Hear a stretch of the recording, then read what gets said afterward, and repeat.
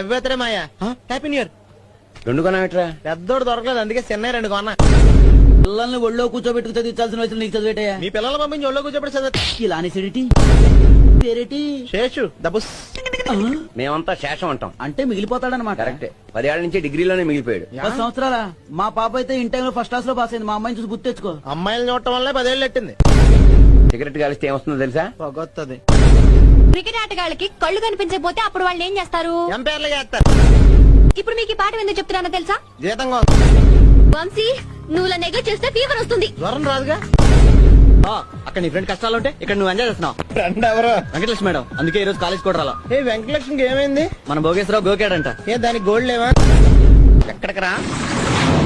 ఇక్కడ ఉన్నావా భోగేశ్వరరావు? లెక్చరర్ ఏదో ఫ్రెండ్ అని పిలిచినట్టు పేరెట్ పిలుస్తావా? నోరు ఎత్తక బుక్కు కుక్కేస్తాం దేవసాలోడా. నన్నే తిడతావరా? మా నాన్న కూడా నన్ను ఎప్పుడు తిట్టలేదు. ఏ మోగోడా? నేను తీసుకెళ్లే ప్లేస్ పేరు వింటే మీరంతా చిల్ అయిపోతారు. చిల్లంటే బొక్కడి పోద్దాం. ఏంట్రా ముగ్గురు సీరియస్ గా డిస్కస్ చేస్తున్నారు? మాకు డౌట్ వచ్చింది సార్. ముగ్గురికి ఒకే డౌట్ వచ్చిందా? అవును సార్. అప్పుడు మీరు ముగ్గురు కొట్టు చేస్తే ఏం తెలుస్తుంది? నాలా నాలెడ్జ్ ఉన్నవాడిని అడగాలి. నిజమే, ఈయన ఇలాంటి కరెక్ట్ గా చెప్తారు. థ్యాంక్స్. ఇప్పుడు ఆ. ఈ ఐస్ ఉంది కదా, ఆ. దీన్ని మందులో కలుపుకోవచ్చా? ఏడుసార్లు వచ్చారా? చలి ఇరిగేసేస్తుంది భయ్యా. స్వెటర్ మిట్రా? షట్టర్లు ఇక్కడ పని చేయట్లేదురా. అయితే క్వార్టర్ వేయాలి.